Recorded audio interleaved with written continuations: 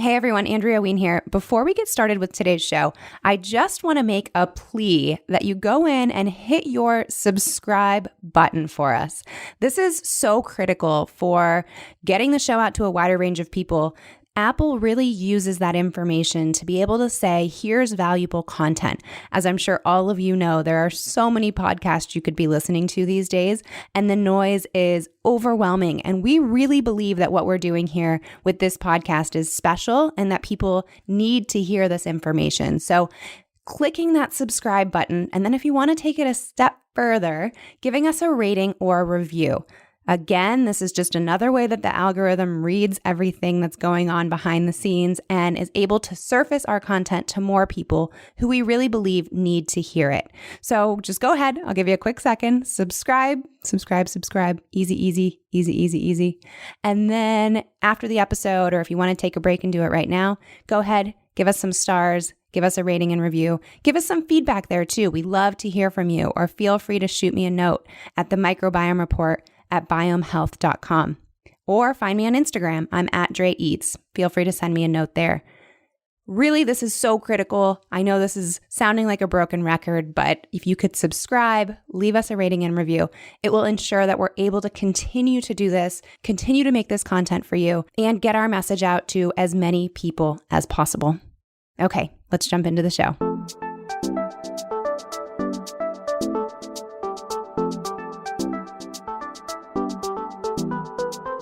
Welcome to the Microbiome Report, powered by BIOHM Health. I'm your host, Andrea, and we are re-airing one of my very favorite episodes of all time today. This episode is with Dr. Nicole Beurkens. She is an expert in evaluating and treating a wide range of behavioral and mental health issues in children, and she uses food, targeted nutrients, and lifestyle strategies to accomplish this.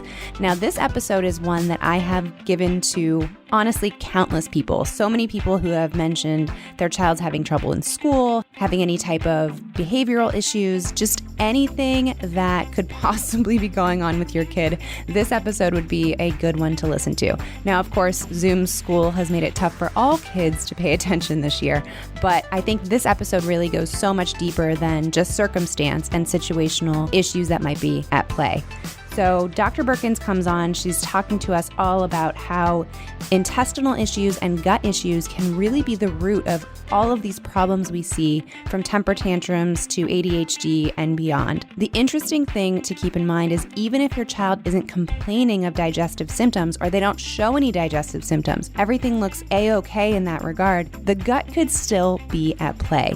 So this episode is really mind-blowing. I think it's important for every parent and caregiver to listen to, and we hope you enjoy hearing it again. Dr. Beurkens, thank you so much for joining us. Such a pleasure to be here. Thank you. How did you get interested in this connection between gut health, the microbiome, and childhood development, specifically mental health? Yeah, it's an interesting story. I have sort of an unusual combination of backgrounds. I started out as a special education teacher working with kids in the mid-90s with pretty significant neurodevelopmental issues, things like autism, severe ADHD, those kinds of things. And back then, those issues were not nearly as prevalent as they are now in kids. But I had training in various educational and child development kinds of modalities, but kept sort of noticing this thread of a lot of these kids were, had physical health issues too. And that just kind of was a little blip on my radar at the time. I thought, oh, that's interesting, and didn't think too much about it.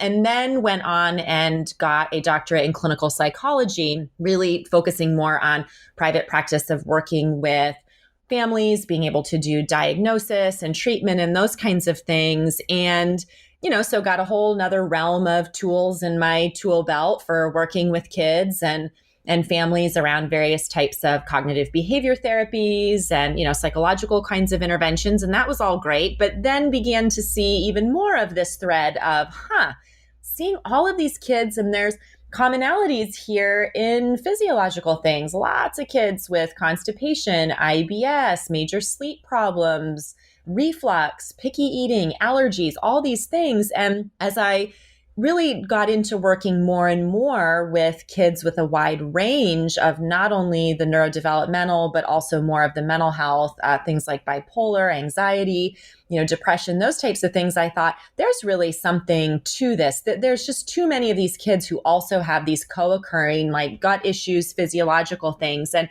at the time I was also looking at things for my own children. I had a son with pretty severe eczema and a young daughter who was really struggling with some various types of behavioral challenges. So that all kind of came together for me. I started looking at the research, started learning more about the gut-brain connection, and started to put these pieces together of, oh, wait, this is not just sort of an interesting thing I'm observing. This is really something that is relevant and something that we're seeing across the board of these significant connections between what's going on in the body and then what's going on in the brains of kids and how they're developing and how they're functioning. And, we talk a lot with adults about how gut problems can show up, and it looks different in kids. I mean, some of the symptoms are the same, things like, poor sleep or, foggy thinking or some irritability. But a lot of where we see those kinds of issues show up in kids is in their behavior.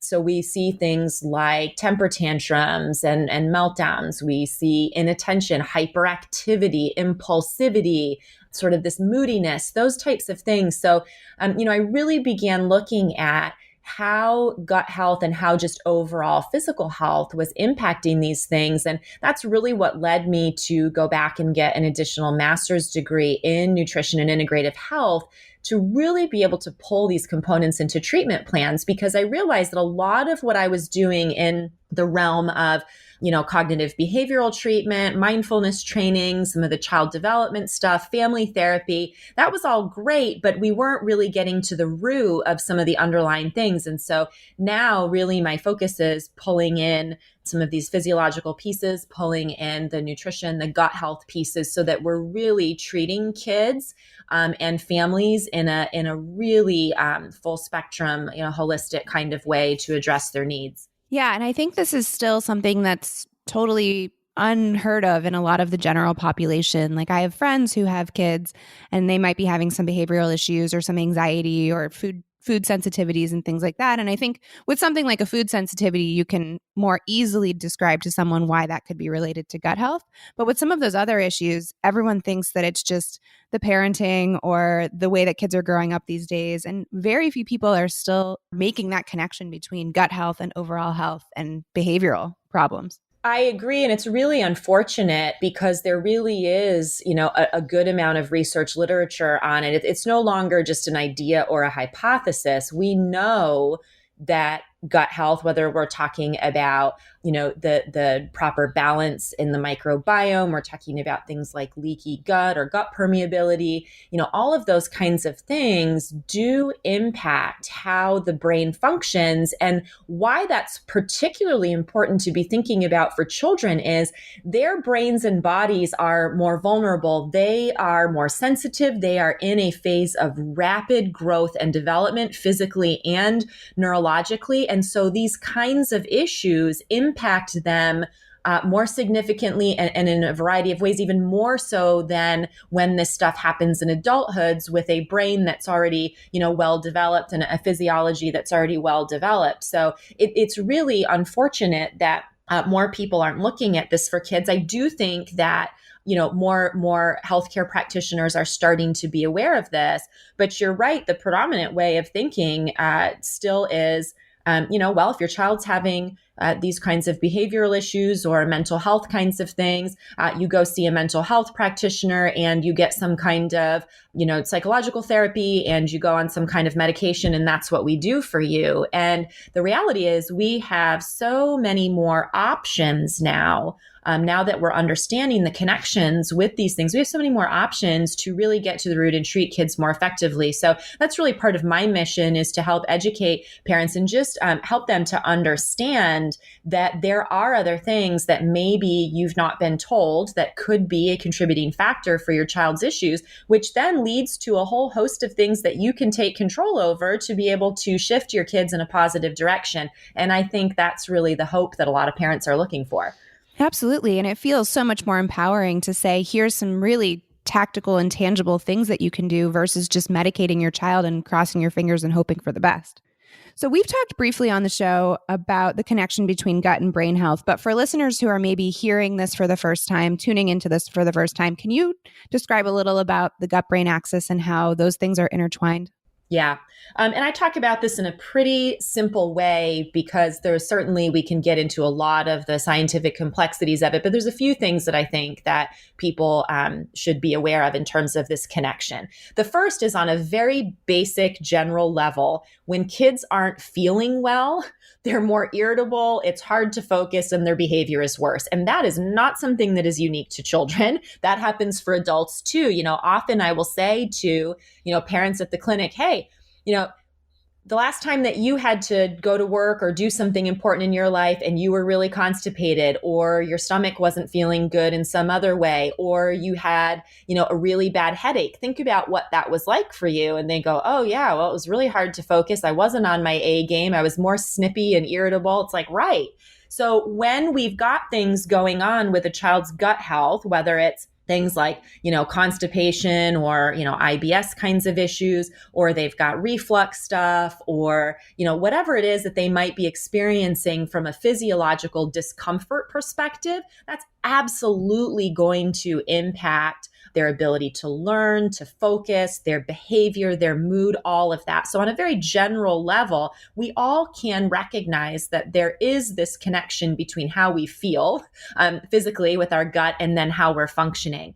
But on a more specific level, it's important to understand that a lot of the neurotransmitters that our brain uses to function, so those little chemical messengers, and people often have heard of some of those, the more common ones, things like serotonin or dopamine, norepinephrine, serotonin being the one people I think are most familiar with, kind of the feel-good chemical in our brain, helps us to have an even, positive mood, helps reduce anxiety, those kinds of things.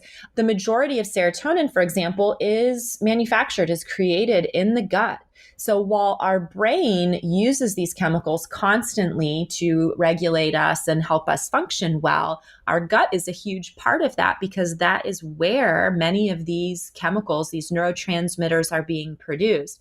So when our gut is not healthy, when we've got an imbalance in our microbiome, because all those little microorganisms in that microbiome, particularly specific types of bacteria, they are absolutely necessary for producing things like serotonin. So when we don't have enough of those specific types of good bacteria, or there's an imbalance, or for some reason those mechanisms aren't working right, it is going to impact our neurotransmitter levels, which is going to impact our mood, our behavior, our anxiety, all of those things. So that's one of the very specific ways that gut health impacts our mental health and just how our brain is functioning. And, many people have heard that the gut, we refer to that as the second brain. And there's, good reasons for that. The vagus nerve runs all the way from our brain down through our body, right through the gut.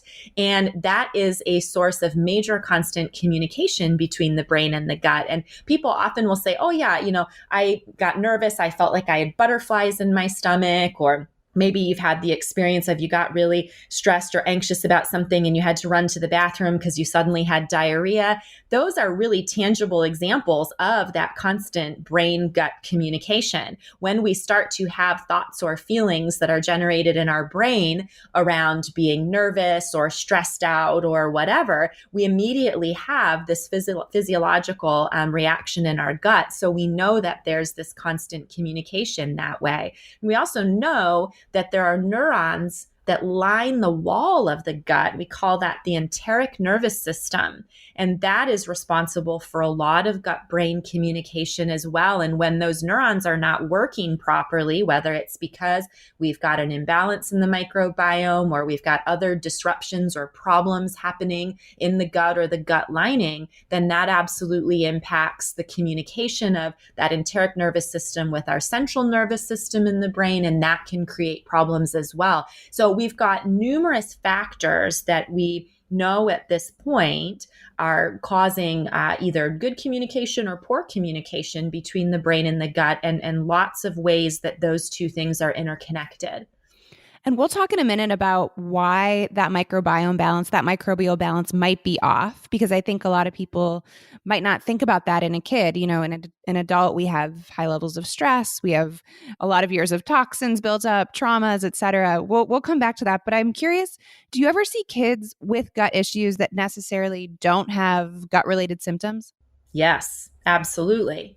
So this is this is one of the challenges in helping people to understand sort of this gut behavior, gut brain connection, because sometimes we see kids come in and they're having normal bowel movements. They're not articulating that they're having any discomfort or pain. Their gut seems to be working well.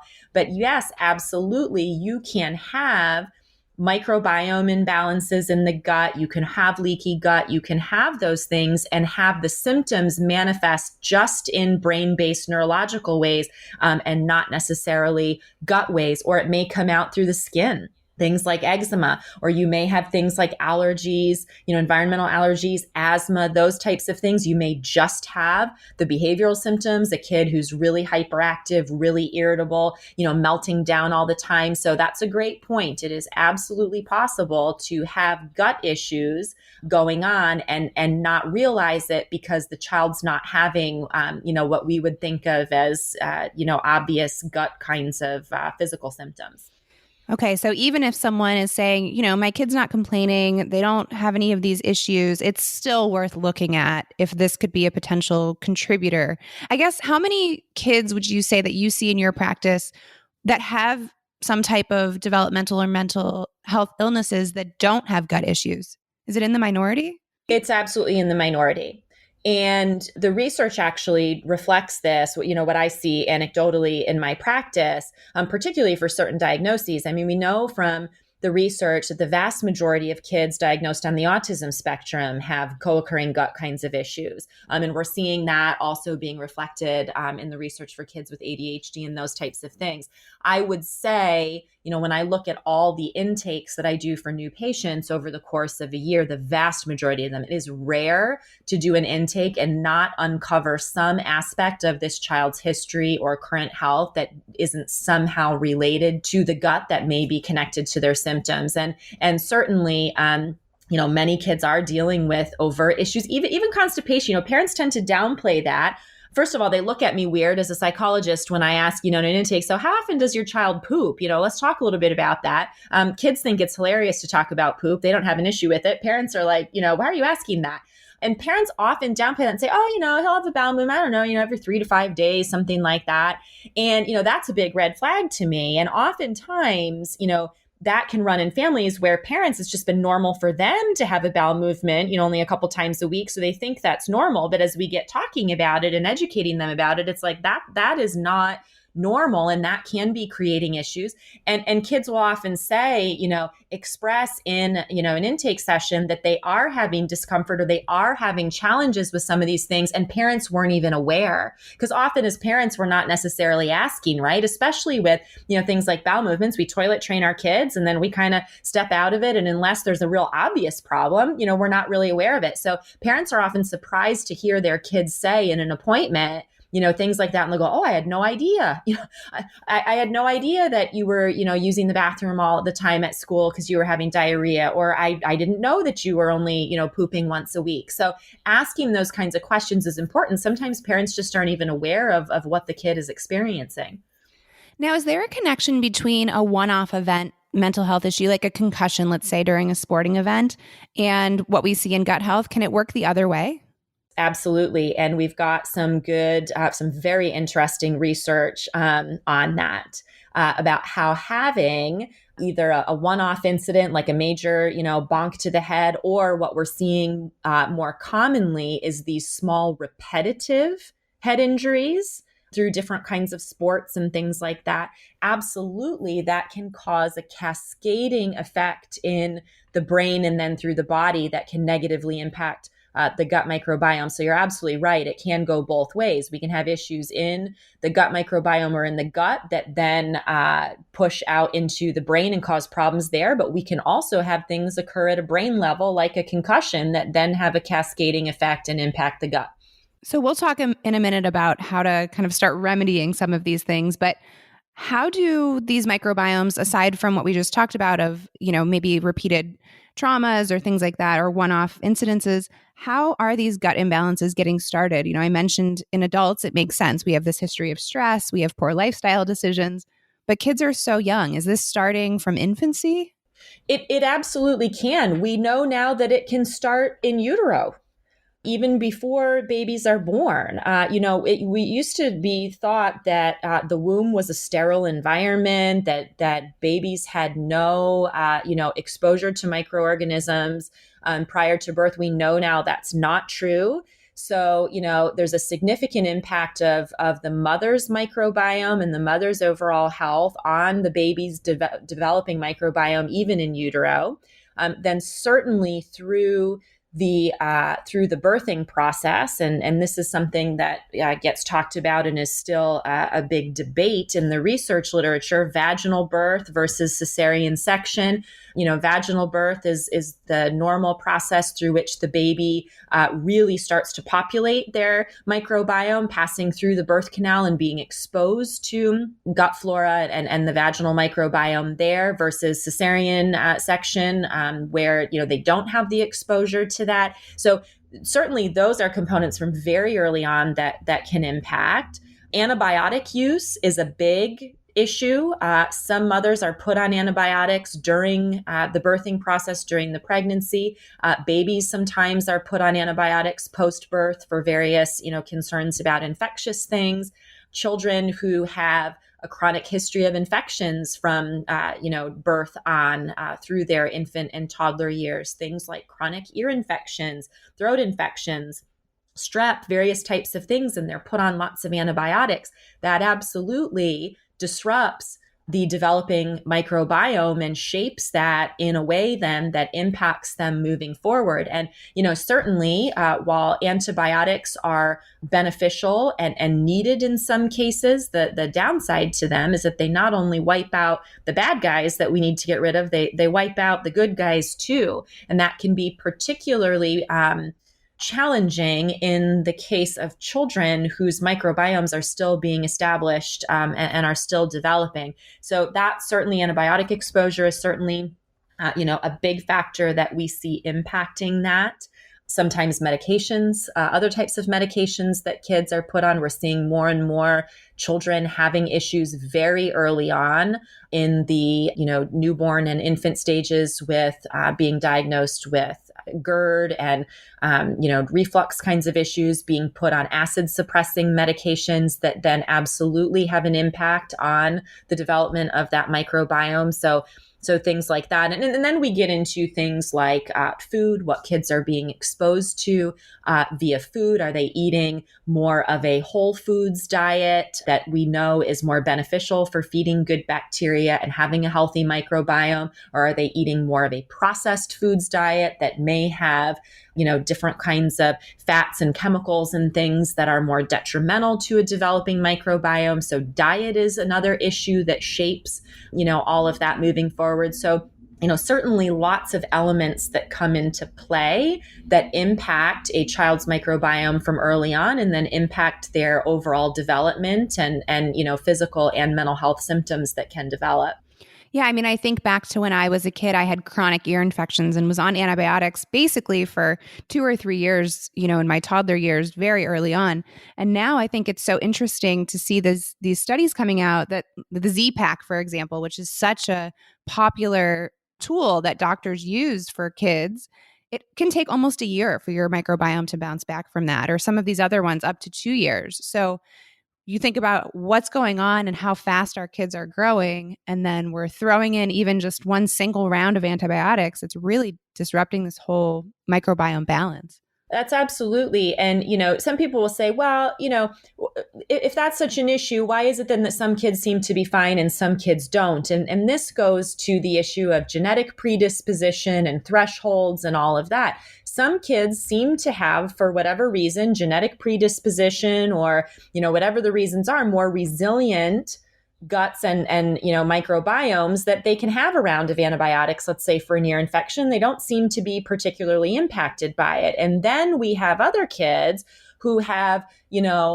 one round of antibiotics and their entire world flips upside down. And suddenly they've got a host of, physical and behavioral kinds of symptoms. And, that's because we are all so individually unique in terms of not only our microbiome, but our entire physiology and our neurology, and just that combination of what our genetic predispositions are combined with what the environmental exposures are. And so, these things are not going to impact everyone in the same way, but we do know that for some people, these impacts are pretty significant. And as you said, we're finding now that with some of these antibiotics that are used, it can take anywhere from just a couple of weeks to a couple of years to get back into balance. And those studies primarily are done in adults. So you think about the bounce back for them of being a year or two, but in children, their microbiomes are still developing. So now we put these things in there that have this major effect, and you get some different processes and some different results even than doing that in adults. So that certainly is something to consider. And, for parents who are listening who are like, oh my goodness, I didn't know, and my kids have been on these antibiotics.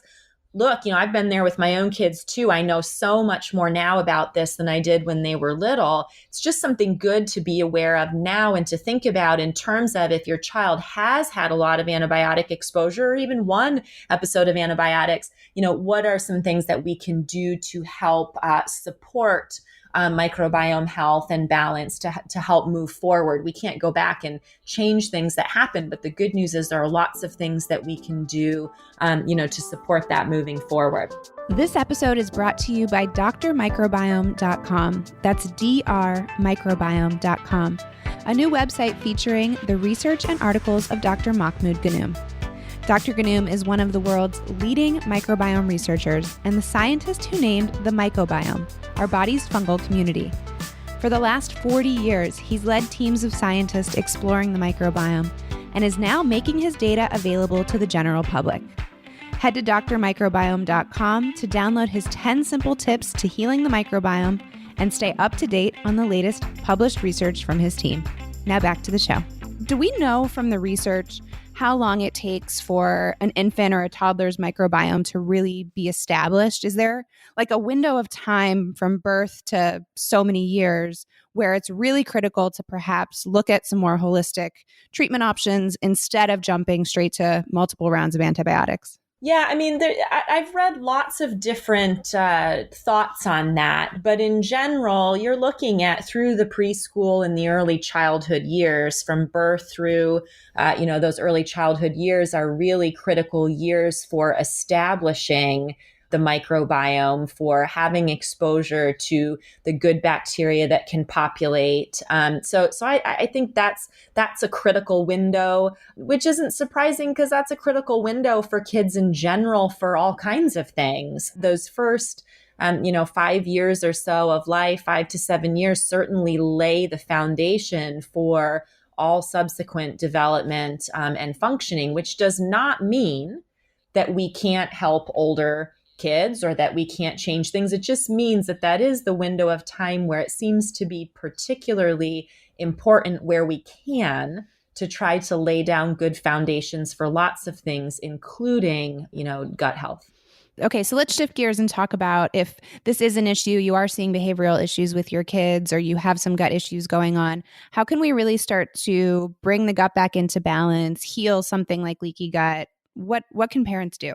I think there's several basic strategies or areas to start thinking about. And oftentimes, in my clinical practice, parents will want to jump right to talking about probiotics and supplements and, what pills can I give my kids? I like to back up and really do some education around how food is a very pivotal component for supporting and improving gut health.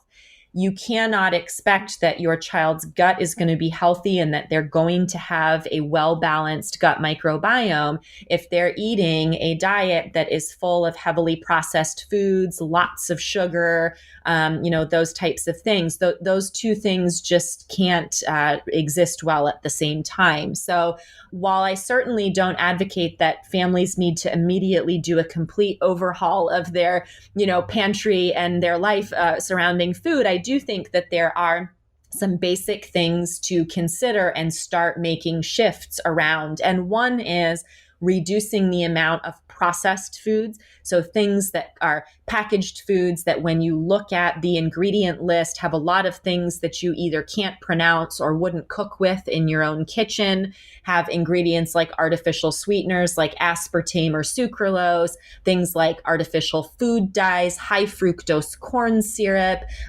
trans fats, those types of things. All of that stuff, all of those chemicals really can have a negative impact on digestion and gut health in general, and particularly for the microbiome. So starting to make a shift away from those kinds of foods and towards more of a whole foods diet. Whole foods meaning things that we eat that are in their natural form. So, fruits and vegetables and whole grains and meats and seafoods and, healthy fats like coconut oil and avocado oil and those nuts and those types of things. And that doesn't mean you have to do that overnight. But what we find is that kids who are eating more of a whole foods diet and less of a processed foods diet, not only does their digestion improve and they just feel better overall, it's a better way to support microbiome balance, and they just function better from a brain standpoint.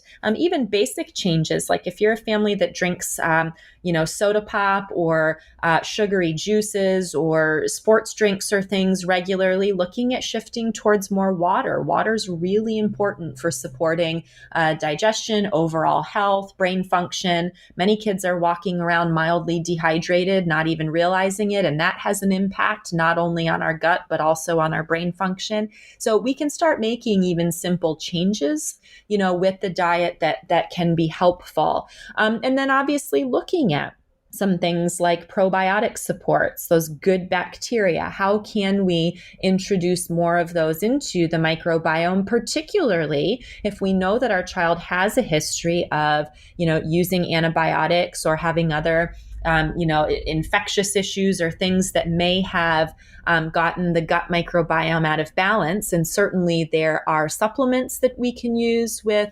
probiotics in them to be able to help populate those. I like to use a lot of the spore formulas for supporting the microbiome are great. And then also, again, from a food perspective, introducing beneficial bacteria through more cultured or fermented foods, which a lot of parents sort of balk at and say, oh, you want me to, feed my kid some kimchi or, sauerkraut or things like that. My kid's never going to do that. Well, here's the interesting thing.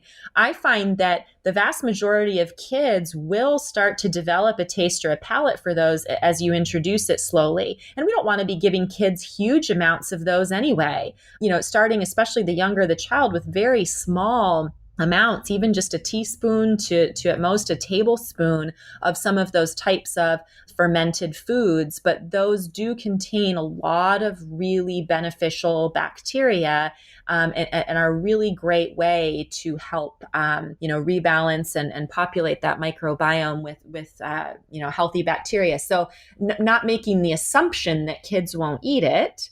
And the biggest thing is, as parents with any of these food changes, to model them yourself. Kids will go by what they see us doing far more than what we tell them. So if they see us eating more of a whole foods diet, if they see us choosing water over Diet Coke, if they see us, incorporating something like sauerkraut or coconut kefir or something like that into our diet, they're much more likely to be interested in that and try that. So that modeling is big. So those are some things from a food or nutrition perspective that I think are helpful. There's other areas we can talk about too, but I think from a food perspective, those are good starting points. Yeah. And I think I just look at the typical kids menu. You get the chicken fingers, you have the grilled cheese, maybe a burger or a hot dog on there. None of those things are feeding any of the good microbes, and in fact are just turning to sugar and feeding the bad ones. So really trying to work with your kids and getting them in the kitchen, I found, is a great way to get kids more interested in eating foods that maybe they wouldn't touch otherwise. So that's, a tip for people also, is to get your kids cooking with you and bring it into the kitchen, make it fun. Absolutely. The more exposure kids have, the more comfortable they are with eating things. So, particularly if you're listening and you're like, oh, my kid is way too picky, they won't eat any of that. Well, then don't start with putting it on their plate to have them eat it at a meal. You start with things like having, them help you prepare things, taking them to the grocery store, going to the farmer's market, exposing them to what these different types of things look like, smell like, feel like. And as you bring them into more of those exposure experiences, they will start to feel more comfortable around those foods, and lo and behold, will start to eat them. So that's an excellent point. And then you mentioned different types of probiotics, spore-based probiotics. Is that something that a parent can just go pick up at the drugstore, or are they needing to work with a practitioner to really get probiotics that, one, are targeted for kids, and then also have, the properties that are going to survive the stomach acid and really go to work for the gut? Yeah, it's a great question. And I think it's really challenging for parents. Even, they may learn some things about this and it's like, well, where do I turn? What do I use? You go to the store, you see, 100 different formulas. You're not quite sure what to do. And the tricky thing is, while on the one hand, I say, okay, you can play around, with some things that you may find at the store. But the tricky thing about that is, not everybody responds to things in the same way. And a probiotic formula that works great for one person may not be helpful or may actually cause some negative symptoms for another person. So you have to be, if you are going to play around with that on your own, you have to be a really good observer. Always best to start really low with the dose to see how, the person's going to tolerate that. To me, the more effective, efficient route with doing these things is certainly to work with a practitioner who can help you identify what are the types of formulas that are going to be most effective for your particular child's situation? What are the doses that are going to be safest and more effective? How to titrate that dose properly, the other things that you need to be doing in addition to that. But, I do recognize and empathize with families who live in areas where maybe they don't have access to, some of those kinds of practitioners. So it is something that you can cautiously experiment with a little bit, but certainly, it is best to work with a healthcare provider who's knowledgeable about those things and can help you, really hone in on what's going to be most effective in your particular case. Absolutely. And I've noticed too that kids can bounce back so much more quickly than adults. So we notice the changes in kids so much faster than we would in someone who's had these issues maybe established for 20, 30, 40 years. Yeah, I completely agree with that. In fact, it's not unusual at all for me to see kids in the clinic who maybe have had, years of just terrible constipation, irritability, those types of things. And within even a week, you can see differences with that. I'm thinking about a little 8-year-old who was in just, I think I started seeing her for an intake about a month ago. Was having a bowel movement every 7 days or so, very irritable, melting down all the time. We just did a couple of basic interventions to get started, including a specific probiotic formula, some magnesium for her, a few other things that we did with some dietary changes. And 4 days later, Mom emailed me saying, I can't believe it. She, is having really comfortable bowel movements now. She's not having the pain. She's not withholding and avoiding. Within the next week, the behavior started to improve. She was sleeping better. And they were in the clinic actually just yesterday. And Mom goes, I feel like I have a different kid. And we still have work to do in various areas for her with some of her learning issues and things like that. But we now have a child just 4 weeks later who is much more workable and able to, focus and work on some of these other issues without the chronic irritability, the meltdowns, the not sleeping at night. So you're absolutely right that when we are targeting, these types of things for kids, you can see rapid improvement in some of these symptoms. Can we also talk briefly about just being sterile and cleaning at home? Because I think this is something that also parents don't really quite put together, right? Like, we evolved for thousands of years outside, digging around in the dirt, not having running water to wash all of our vegetables and things that we were pulling off of the trees. and ingesting a lot of organisms. And now we live in fairly sterile environments where we're perhaps using Lysol or some cleaning products and making sure that our homes are spotless. Is that a detriment? It absolutely is. And this is another, foundational area that parents can start to make some shifts in and positively impact, health for the entire family.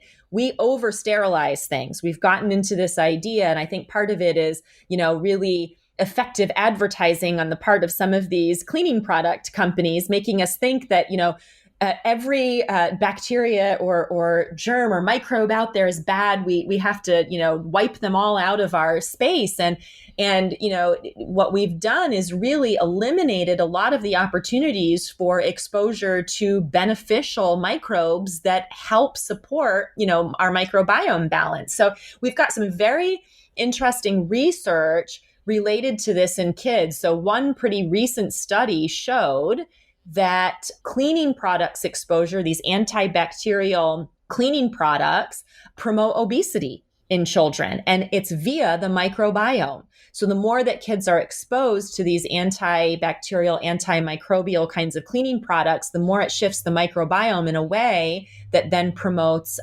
obesity. So that's one very interesting connection to think about. The other is there have been many studies done now on the benefits of children living around pets, farm animals, those types of things as far as gut microbiome health and health in general. We know that children, babies and kids that grow up around cats, dogs, other animals in the home, who live on farms, they have much lower rates of things like allergies and asthma. And again, it's the gut microbiome that is, playing the role there when you're exposed to animals, your dog coming in and, tracking some mud in or licking your child's face or whatever, and you're not, sanitizing all of that away. That populates our microbiome on our skin and our gut, with really beneficial organisms. So while it certainly is normal to want to keep things, clean and wipe away dirt and things like that, using just good old fashioned,